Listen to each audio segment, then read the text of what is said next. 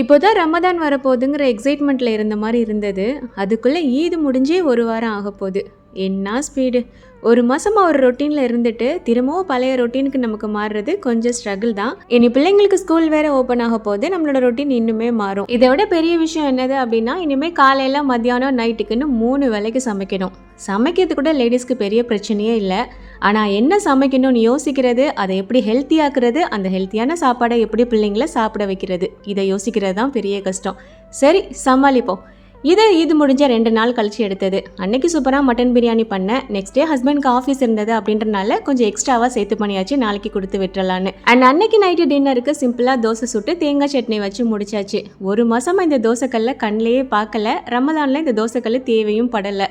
ஆனால் இனிமேல் அவசரத்துக்கு நமக்கு கை கொடுக்க போகிறது இந்த தோசை தான். இன்ஷா அல்லாஹ் மண்டேலேருந்து ஸ்கூல் ஓப்பன் ஆயிரும். பிள்ளைங்களுக்கு ஹெல்த்தியாக என்ன கொடுக்கலாம் அப்படிங்கிற மாதிரியான லஞ்ச் பாக்ஸ் ஆர்ட்ஸ் குட்டி விளாக்ஸ் எல்லாமே நிறையா பார்க்கலாம். தேங்க்ஸ் ஃபார் வாட்சிங்.